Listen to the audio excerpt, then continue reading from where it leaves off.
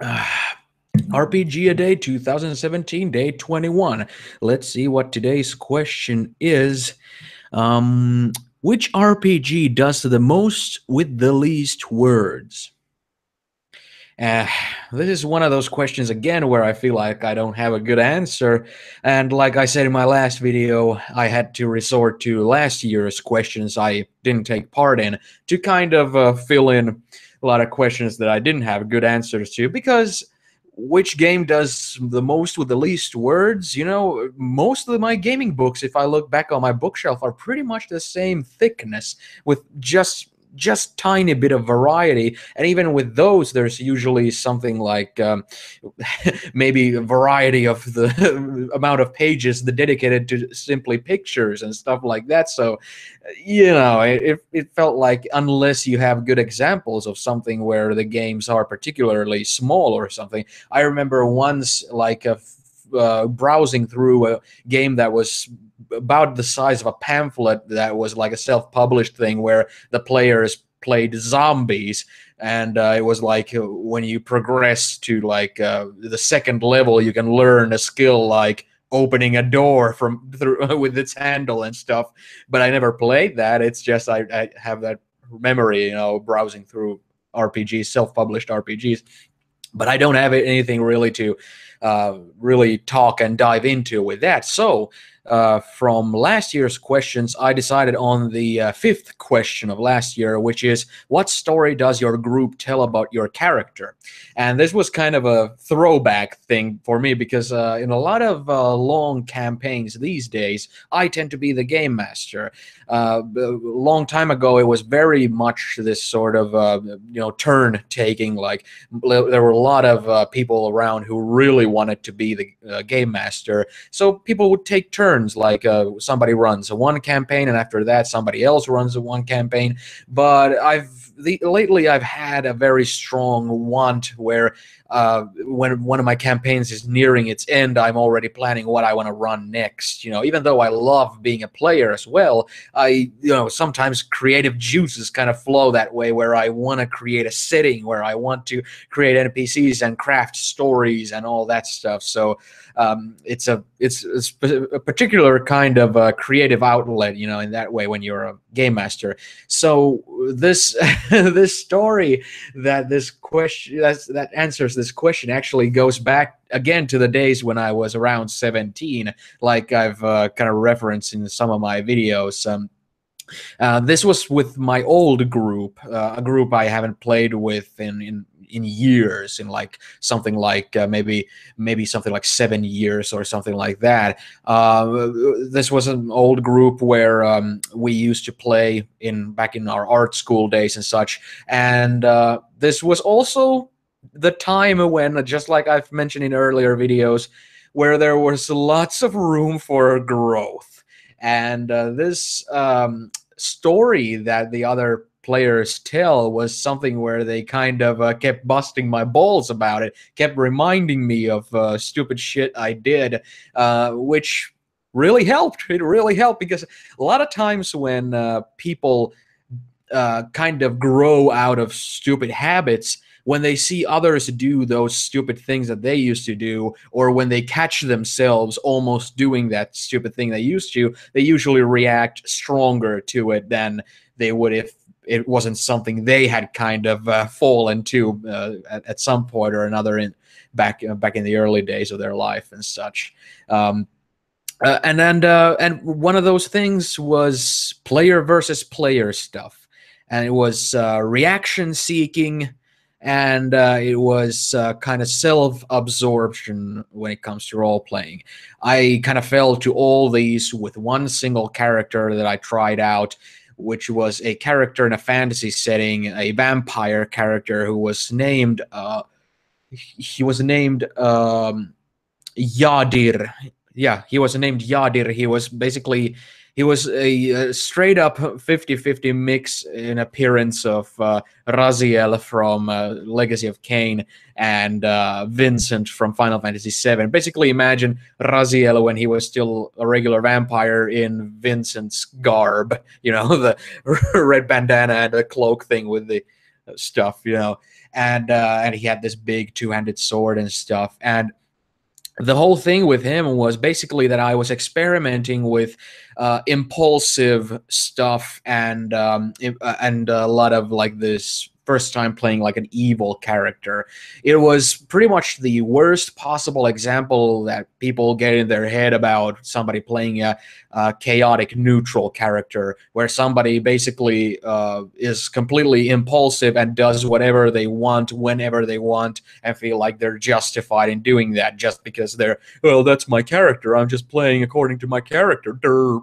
And you know, back in those days, people used to often make characters who have no serious, you know, edges to them at all, where they're just kind of these Monty Python kind of random humor characters, so that in kind of this chaotic neutral way in terms of comedy, they could turn anything into humor for the sake of humor, and for the sake of making your fellow players laugh. You know, like the characters will act a certain way just because it will make somebody sitting next to you laugh, kind of thing.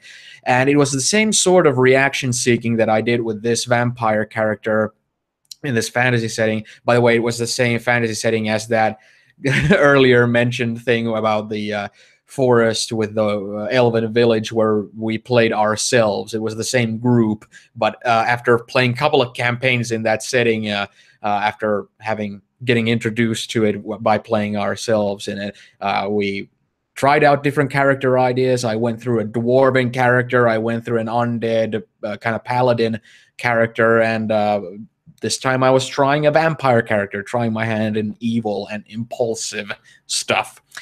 And the thing is that I would kind of roam around and look for stuff to do, look for stuff that catches my interest, and then just see whether I feel like doing it or not. And usually it was something where I would do it if it entailed, you know, killing people, you know, with my two-handed sword in some sort of like way that made me look like, yeah, old badass, usually meaning I would kill kind of people who are ill-suited to defend themselves against an undead great sword wielding kind of vampiric creature and stuff.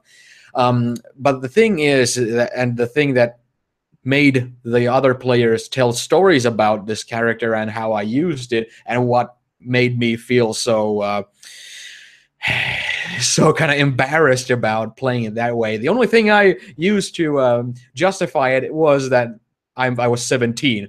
At the time, I was using the excuse that, oh, that's just a character. These days, I'm saying I was 17. I was still rather new to the hobby, and these were eye-opening kind of things that kind of make me grow up more mentally and as a player in this fantastic hobby of ours. What I did was that I killed those friends of mine's characters. They were playing this cool idea. They had this really neat character idea where they were twins, and one of the twins had both of the twins had superpowers. Only one superpower per twin, and they were kind of linked to one another. One of the twins could resurrect you, but he could only do it to his twin. He could only resurrect his twin from death, no matter how dead he became. And the other twin could make himself explode. So that was a cool duo, kind of cool duo, where they would, you know, when push came to shove, it was all about one twin trying to position himself to where he would be, you know, suited to blow up, and the other twin protecting themselves, and then having to find a good way to get to these the remains, even if it's just dust particles, but just get to the remains of his twin brother and resurrect him from the dead with his magic.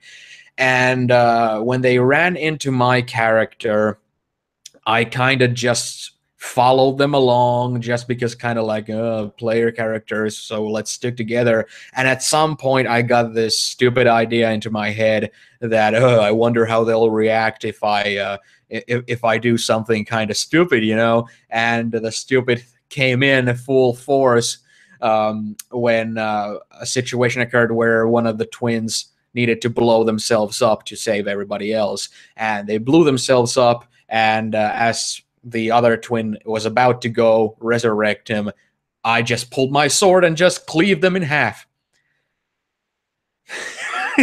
Yeah, I did that shit. It was fucked up. It was stupid. And the players looked at me with their mouths open and just laughed because it was so stupid. It was like, yeah, I got the reaction I wanted as a 17-year-old shithead out of them. They laughed and they reacted. They were kind of in disbelief, but at the same time, the characters they made at that time we were making like characters that lasted only like a couple of sessions, not because they died but because we got bored with them and we wanted to create something new, because like I said, we were still kind of growing into the idea of creating really like three-dimensional characters and really being involved in stories where the characters kind of matter and stuff like that, where there's actual stakes and stuff like that. So this was not like somebody's long time character that they have to spend a lot of time developing and I just went and killed them, though. You know, this was like something that was kind of like, hey, you know what would be a neat idea for a character, and then they just did it that same evening. And yeah, but still that doesn't excuse excuse my perfect example of a shitty chaotic neutral kind of character. It wasn't like we had alignments or anything, but that's what my character would do. You know, I was in character for that. And no wonder that after one session, you know, I retired that stupid vampire character because there was no substance at all. But yeah, after that, pretty much every time I see somebody make a chaotic neutral character, it always makes me raise my eyebrows. It's kind of like, okay, if somebody wants to make a chaotic neutral character, I need to sit down with them. I need to make sure they have clear motivations of some sort, or whatever they may be.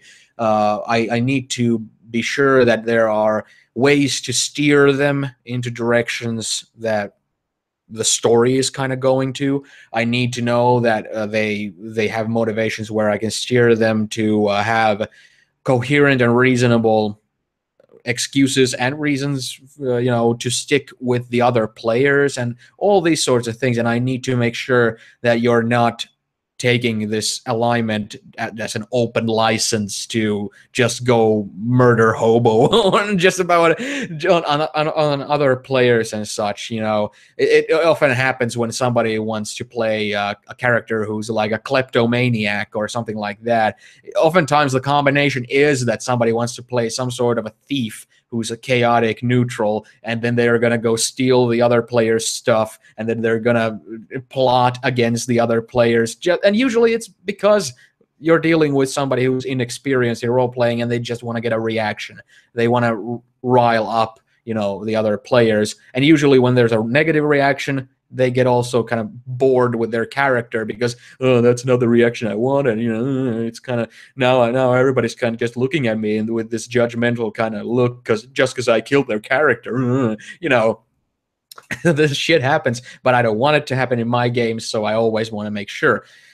Needless to say, I'm currently playing in a D&D game where I have a chaotic neutral character, but it's been made very clear that it's much more due to his moral compass and misanthropy mixed in with all this like hyper anarcho-capitalist kind of mindset where people have no value to him, but money does. So you can motivate him with money, but if somebody goes like, oh, somebody, you know, kidnapped my daughter, he couldn't care less, that sort of thing, you know. So that's one way of doing chaotic neutral, but this impulsiveness is something that always rubs me the wrong way. And also when somebody is, you know, asking about player versus player stuff, because I remember a time when in the YouTube community that was a hot topic that everybody was weighing in on, player versus player stuff. there's ways to make that good and there's ways to make it bad. And sadly, player versus player always brings in memories of this stupid vampire character I was playing, to where a player versus player was something where you were just kind of trying to get reactions out of your fellow players, and also the same way that this chaotic neutral thing is, this kind of nuisance. It's the same thing as people who play paladins and then go on this moral high ground kind of, oh, my character would not hang around thieves, my character would not hang around this kind of player party, and it's like, well, shit, do you want to play or not? Do you want a complete solo campaign, or are you trying to make the rest of the players make new characters or something like that?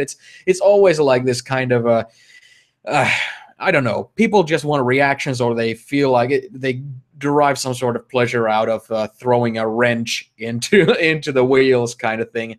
I don't know, but it always kind of lights up like a big lighthouse, like kind of like, no, none of that. Let's not have none of that in my campaign.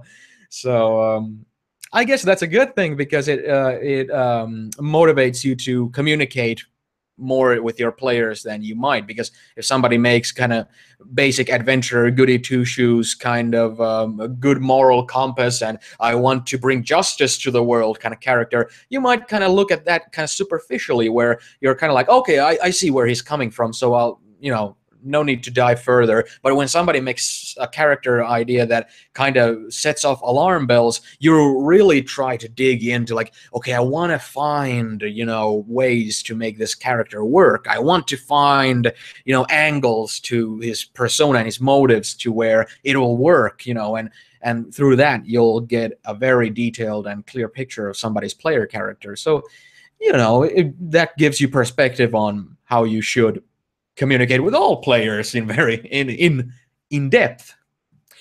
And now I'm just rambling, but still kind of staying on the subject matter. But yeah, Yadir was a shitty ass character. It's a character that I kind of regret, but at the same time, it was crucial for my growth as a player. And it's a character that my old group never let me forget. It was a character they definitely told stories about, and definitely reminded me of, and definitely busted my balls over. So, yeah, there's Chia, you shithead vampire.